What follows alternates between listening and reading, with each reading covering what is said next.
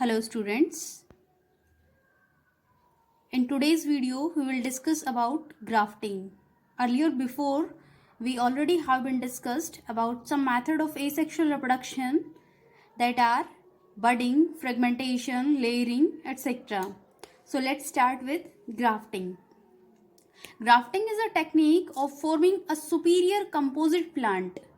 एक जो है कंपोजिट प्लांट बनाया जाता है जिसके अंदर दो प्लांट्स के फीचर मिक्स्ड हों, जिसके अंदर ज्वाइनिंग होती है। एक का शूट सिस्टम इंक्लूड होता है और दूसरे का रूट सिस्टम। यहाँ पर जो सुपीरियर हाई यील्डिंग क्वालिटी होती है उसका हम शूट सिस्टम यूज करते हैं और स्ट्रोंगर जो होता है उसका हम रूट सिस्टम यूज करते हैं जो लोकल वेराइटी में अवेलेबल होता है। So grafting can be done only in those plants which are having cambium. हम ग्राफ्टिंग सिर्फ उन प्लांट्स के अंदर परफॉर्म कर सकते हैं जहाँ पर वुडी डाइकोट जो पार्ट है वो अवेलेबल होता है, like in the case of gymnosperm. Selected shoot, जो जिस सिस्टम का हम शूट सेलेक्ट करते हैं उसको हम कहते हैं सीजन या ग्राफ्ट, जबकि दूसरा जो रूट सिस्टम हम सेलेक्ट करते हैं जिस प्लांट का उसको हम कहते हैं stock. So the part for a grafting of which shoot system is selected is known as season or graft, whereas the root system is known as stalk. Next आता है कि शूट सिस्टम जो है किसी भी स्टॉक का जो shoot system होता है उसको हम बिल्कुल कट डाउन कर देते हैं लगभग 10 से 30 सेंटीमीटर बेस से ऊपर। उसका जो रूट सिस्टम है उसके बेस से 10 से 30 सेंटीमीटर ऊपर उसको जो है कट कर देते हैं, उसका सारा का सारा जितना भी शूट सिस्टम होता है, और सारी की सारी बर्ड्स या लीव्स जो है उनको रिमूव कर दिया जाता है। कॉम्प्लीमेंट्री कट्स जो हैं उसके अंदर दोनों के अंदर, स्टॉक के अंदर भी और सीजन के अंदर भी दिए जाते हैं और उनको फिर फिट किया जाता है। सीजन और स्टॉक को एक दूसरे के अंदर इंसर्ट किया जाता है और इस तरीके से इंसर्ट करते हैं हम कि दोनों जो है वो कंबाइन हो जाए एक साथ, और ये कॉम्बिनेशन को, इस यूनियन को कवर किया जाता है ग्राफ्टिंग वैक्स से, और उसके बाद इसको टॉन्ग कर दिया जाता है, कवर कर दिया जाता है। ग्राफ्टिंग सक्सेसफुल मानी जाती है अगर सीजन जो है उसमें स्टार्टिंग हो जाती है नई लीव्स की, ब्रांचिंग की, एटसेट्रा की। ग्राफ्टिंग हम परफॉर्म करते हैं mainly in case of mango, guava, peach, apple, pine, pear etcetera के अंदर। ग्राफ्टिंग जो है उसकी बहुत सारी टेक्निक्स होती हैं। Depending on the type off season, हम किस तरीके का कट क्रिएट कर देते हैं उसके बेसिस के ऊपर ग्राफ्टिंग जो है वो अलग अलग टाइप की होती है। Have a look and start understanding. Like this is tongue और व्हिप ग्राफ्टिंग। यहाँ पर दोनों के अंदर जो कट क्रिएट किया गया है वो टंग लाइक क्रिएट किया गया है, इसलिए इस तरीके का जो ग्राफ्टिंग होता है उसको हम कहते हैं टंग ग्राफ्टिंग या व्हिप ग्राफ्टिंग। यहाँ पर दोनों के अंदर एक wedge like V like cut जो है वो क्रिएट किया गया है, तो इस ग्राफ्टिंग को हम कहते हैं वेज ग्राफ्टिंग। नेक्स्ट आता है क्राउन ग्राफ्टिंग। यहाँ पर बेसल जो पार्ट है, जो रूट सिस्टम का पार्ट है, उसके अंदर वी शेप कट देके और उसके बाद उसके अंदर बहुत सारे ऐसे सीजन्स जो हैं वो इंसर्ट किए जाते हैं, इसको हम कहते हैं क्राउन ग्राफ्टिंग। अगर हम साइड से कट लगाते हैं और उसके बाद उसके अंदर ग्राफ्ट इंसर्ट करते हैं तो इसको हम कहते हैं साइड ग्राफ्टिंग। दोनों का जो रूट सिस्टम है वो सेपरेट रहता है और उसके बाद अगर उनके बीच में ग्राफ्टिंग की जाती है तो इसको हम कहते हैं अप्रोच ग्राफ्टिंग। एक पार्ट आता है बड ग्राफ्टिंग का, तो देखते हैं कि बड ग्राफ्टिंग क्या होता है। सो बड ग्राफ्टिंग के अंदर हम सीजन जो लेते हैं वो एक सुपीरियर क्वालिटी के प्लांट से उसका जो बड पार्ट है वो लेते हैं। इसके पास दोनों कैम्बियम और स्मॉल पीसेस ऑफ बार्क दोनों प्रेजेंट होते हैं। अब स्टेम के अंदर स्टॉक का जो स्टेम होता है उसमें एक टी शेप कट दिया जाता है 1 सेंटीमीटर सोइल से ऊपर, 1 सेंटीमीटर की हाइट के ऊपर, और बार्क जो है उसको लिफ्ट किया जाता है from the side of T shaped cut दिया और उसके बाद उसकी बार्क को थोड़ा सा हटाया, लिफ्ट किया। अब यहाँ पर जो हमारा बड था उसको हम इंसर्ट कर देते हैं और इस ग्रूव के अंदर हमने बड को इंसर्ट किया और उसके बाद उसको ग्राफ्ट कर देते हैं। जैसे ही हम उसको ग्राफ्ट करते हैं उसके बाद हम उसके ऊपर वैक्स अप्लाई कर देते हैं और ज्वाइन कर देते हैं बाय बैंडेज। बड जो है वो स्प्राउट होना शुरू हो जाती है लगभग 3 से 5 हफ्ते के बीच में, जब उनके बीच में ऑर्गेनिक यूनियन एस्टैब्लिश हो जाता है।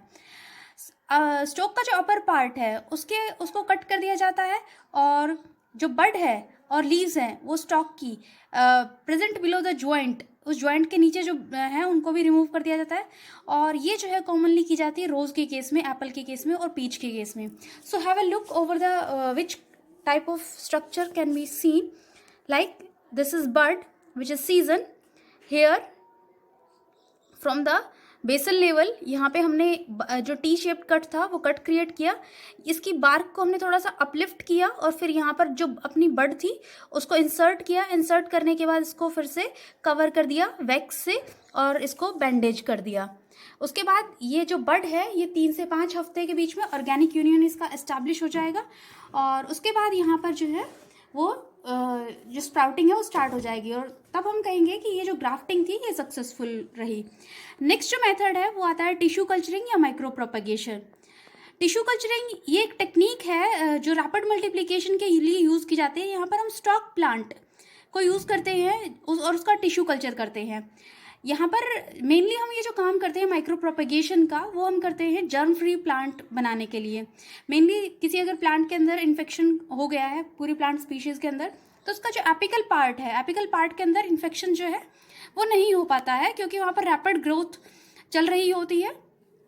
इसलिए हम एपिकल पार्ट को लेकर उसका माइक्रो प्रोपगेशन करते हैं टिश्यू कल्चरिंग से। उससे नई जो क्वालिटी उसकी स्पीशीज की वैराइटीज है जो है वो डेवलप करते हैं। So this kind of reproduction is known as micropropagation via tissue culturing. It is a technique which is used in the laboratories. The plants formed through micropropagation are the germ clones of the plant from which the explant was obtained. यहाँ पर जो भी हम explant लेंगे, जिस plant से हम material लेंगे, जो हमारे plant produce होंगे वो same उसकी copy होंगे, exact copy. अब देखते हैं कुछ मेरिट्स वेजिटेटिव प्रोपगेशन के क्या क्या फ़ायदे होते हैं। तो plants with long seed dormancy और पुअर सीड वायबिलिटी, जहाँ पर सीड की जो डॉर्मेंसी है वो बहुत लंबी होती है like in case of bamboo, और वायबिलिटी जो है वो बहुत कम होती है। उन केसेस के अंदर हम वेजिटेटिव प्रोपगेशन इजीली अचीव कर सकते हैं। ये ओवरकम करता है establishment of plant in new, जहाँ पर प्रोपगेशन जो है वो डिफरेंट टेक्निक से हम परफॉर्म करवाना चाहते हैं। सीड्स के थ्रू जहाँ पर प्रोपगेशन फेल हो चुका होता है वहाँ पर ये जो टेक्निक है वेजिटेटिव प्रोपगेशन की वो सक्सेसफुल होती है। नेक्स्ट आता है ये क्विकर मेथड है मल्टीप्लिकेशन का। सर्वाइवल रेट जो है वो नियरली 100% होता है और it can preserve the good quality of varieties race and species indefinitely.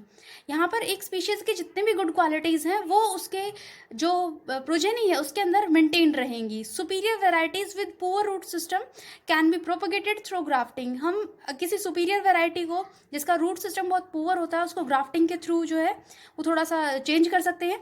Grafting जो है वो कॉम्बिनेशन में हेल्प करती है गुड ट्रेट्स, अगर हम दो वेराइटी के अच्छे ट्रेट्स हैं जो है उनको एक सिंगल कंपोजिट प्लांट के अंदर डालना चाहें तो वहाँ पर ये हमें हेल्प करती है।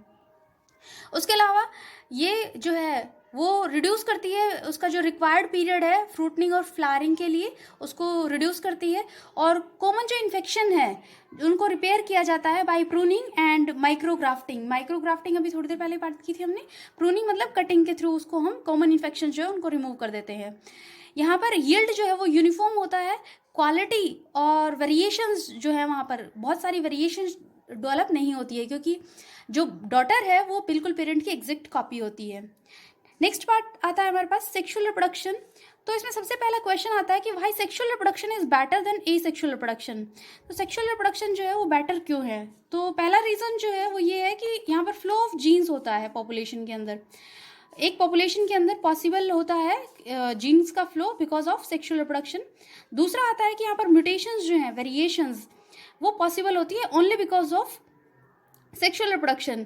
ये किसी एक इंडिविजुअल तक रेस्ट्रिक्टेड नहीं रहती हैं like in case of asexual reproduction. Variations because of sexual reproduction to individuals जो है वो बिल्कुल एग्जैक्टली सेम नहीं होते हैं। हम रिकॉग्नाइज कर सकते हैं इंडिविजुअल्स को डिफरेंट बेसिस के ऊपर। नेक्स्ट आता है इवोल्यूशन के अंदर हेल्प करता है। Sexual reproduction is very important in the point of view for the evolution.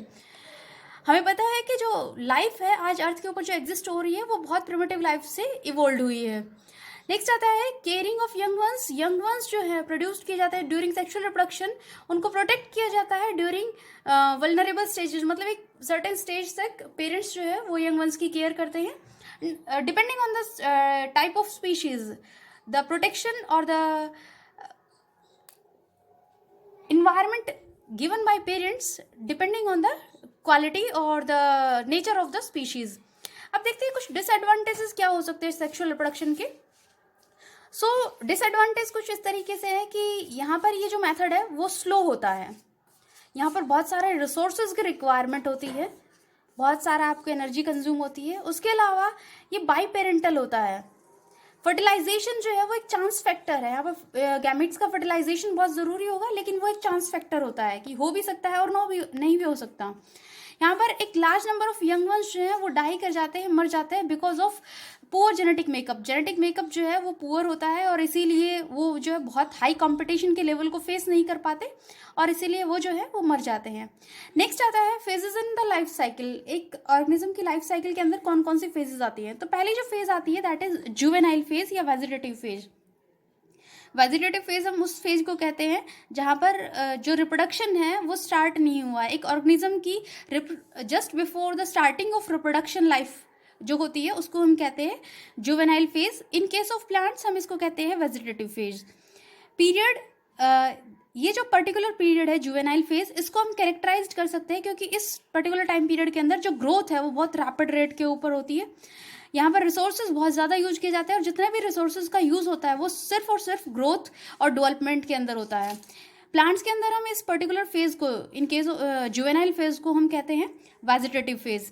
Next आता है ड्यूरेशन जो है वेजिटेटिव फेज का डिफरेंट होता है डिफरेंट ऑर्गेनिजम्स के अंदर। अलग अलग ऑर्गेनिजम्स में वेजिटेटिव फेज का जो ड्यूरेशन है वो अलग होगा। Like in case of human it is different, in case of mango it is different, in case of cat it is different. Second is reproductive phase या मेच्योरिटी फेज। ये जो particular phase है एक life cycle, एक organism के life cycle की वो phase है जब वो पर्टिकुलरली उसके पास पोटेंशियल होता है रिप्रोडक्शन के लिए। नेक्स्ट जो पार्ट आता है that is the early period of reproductive phase का जो अर्ली पीरियड होता है उसको हम प्यूबरिटी कहते हैं।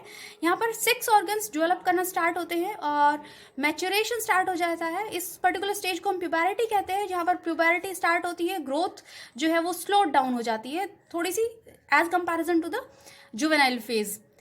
नेक्स्ट आता है मोनोकार्पिक और पॉलीकार्पिक क्या होते हैं। So monocarpic are the plants which flower only once in their life cycle. वो प्लांट्स जो अपनी लाइफ साइकिल में सिर्फ एक बार फ्लावरिंग करते हैं उसके बाद वो मर जाते हैं। लाइक इसमें आते हैं annual plants, biennial plants, perennial plants. Annual plant जो एक ही बार ग्रो करते हैं like in case of wheat, gram, maize etcetera.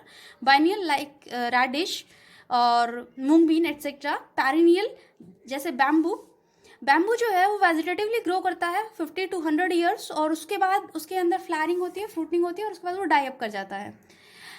एक एग्जाम्पल है नीलकुरंजी दैट इज स्ट्रोबिलेंथस कुंथियाना और इसका लाइफ स्पेन जो है, इसका जो रिप्रोडक्टिव लाइफ स्पेन है वो होता है 12 ईयर्स का। इसके अंदर फ्लावरिंग जो होती है वो हर 12 साल के बाद होती है।